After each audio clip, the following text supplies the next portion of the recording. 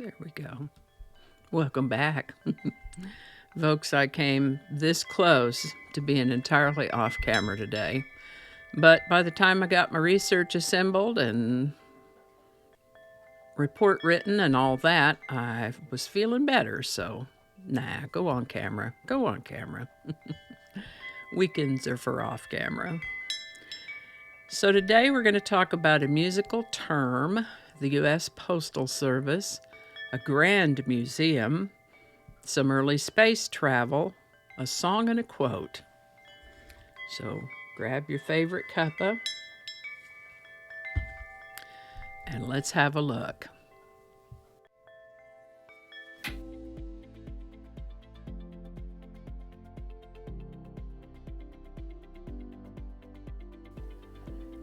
Hi there, and welcome to This Day in History for February 20th. February 20th is the 51st day of the year in the Gregorian calendar, with 314 days remaining to the end of the year, or 315 if it's a leap year. Today's word is Doo-Wop. Doesn't seem like it should be a word, but there you go. Doo-Wop is a genre of rhythm and blues music that emerged in the 1940s and gained peak popularity in the 1950s and early 60s.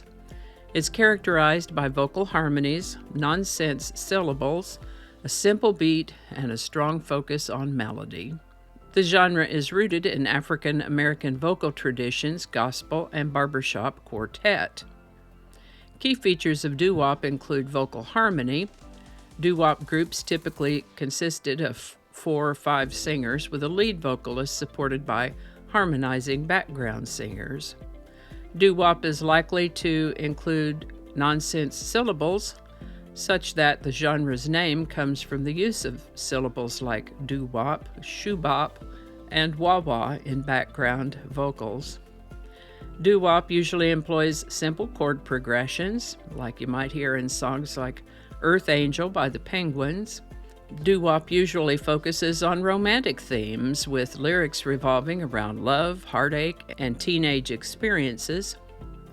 Doo-wop is likely to employ minimal instrumentation, with the voice as the primary focus, although songs may include light instrumentation such as piano, bass, guitar, saxophone.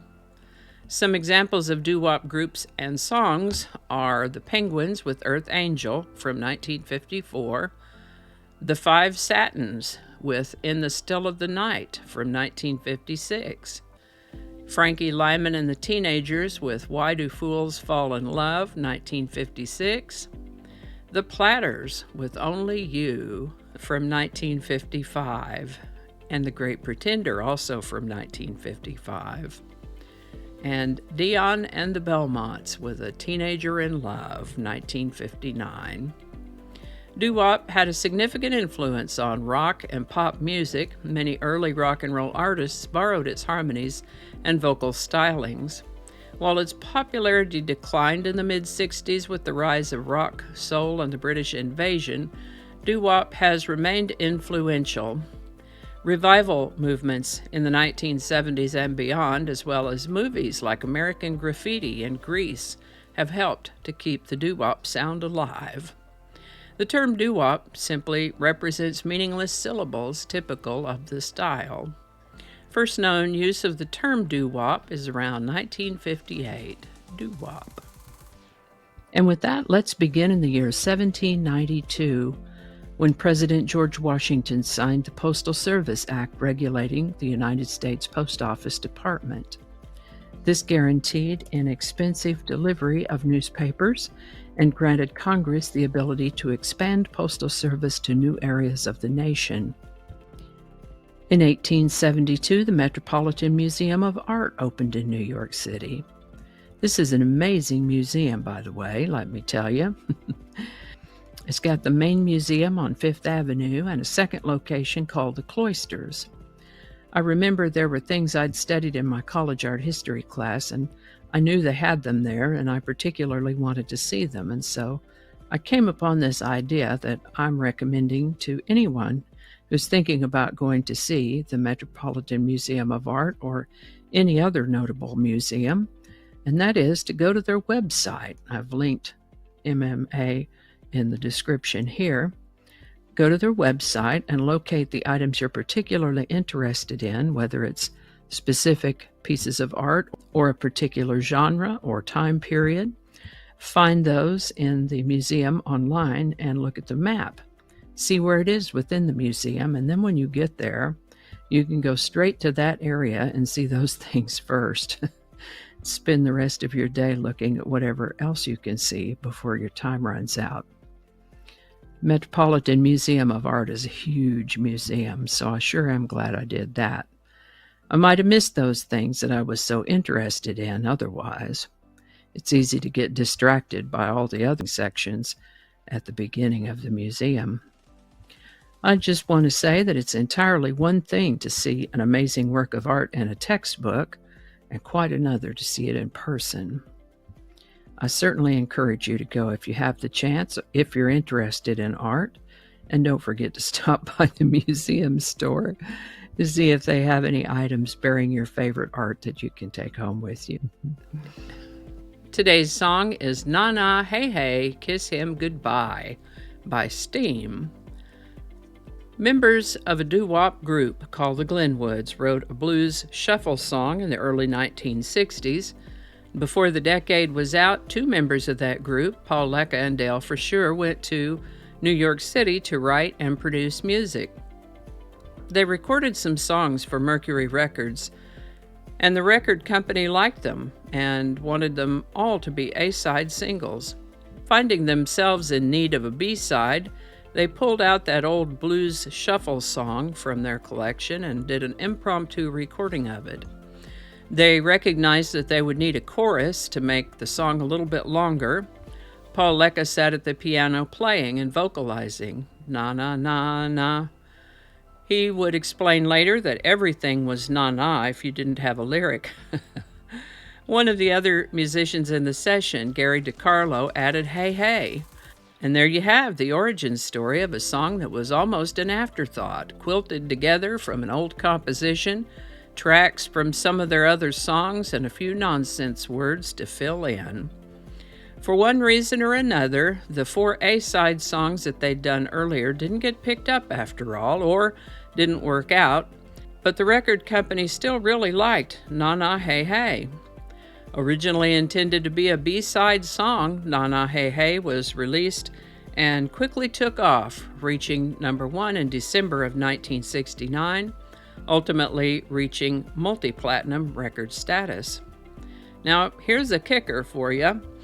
These guys had played together before, but they weren't currently a band in any official sense. And as I've mentioned several times before, if you want to sell a record, you need to have a name. Mercury issued the single on its Fontana subsidiary label under the name Steam, and Lecca said the name was conceived after he saw steam rising from a manhole cover in the street outside the recording studio. But wait, there's more. The song was quite popular and has been covered by other artists like a band named Geronimo, Dave Clark 5, Bananarama, and the Nylons, and has almost a cult-like following in popular culture, getting play at sports events, often used to taunt losing teams, on TV shows, movies, sampled in various artists' work, television commercials, and in political commentary. Oh, and Na Na Hey Hey, Kiss Him Goodbye found itself on the list of songs which were temporarily banned from public radio airplay by Clear Channel after 9/11. As far as I can tell, Na Na Hey Hey, Kiss Him Goodbye was Steam's only hit, making the band a one-hit wonder. Na Na Hey Hey, Kiss Him Goodbye by Steam. Link in the description. Live and learn. What'd you think about all that? As I reviewed today's research, I thought, I bet John Glenn has some good quotes. Let's go see what he said, and he did not disappoint. I've also jotted his name down in my little calendar book of things to talk about this year, which I didn't bring to the microphone with me. We'll pretend this is it, my little book of things to talk about. when his birthday rolls around this summer. In the meantime, here's the quote. If there's one thing I've learned in my years on this planet, is that the happiest and most fulfilled people are those who devoted themselves to something bigger and more profound than merely their own self-interest. Amen, brother. Stay warm if you're in this chilly northern hemisphere. Stay comfortable if you're in the southern hemisphere where it's currently summer. And wherever you are, be kind to your fellow humans. I'll see you tomorrow. And I think that's going to do it for us today. Thank you so much for watching. Consider subscribing if you haven't already. Feel free to share this video with a link in your email, messaging, or social media. If you enjoy this series, you can check out the playlist that contains these videos. I'll put a link to that in the description. That playlist lives on YouTube, so for other platforms, I'll include a link to my blog page. It's called No Really. You can also find me on Rumble, BitChute, and Odyssey. All those links in that description. Alrighty, that's all I can think of right now. Thanks again, and I'll see you next time.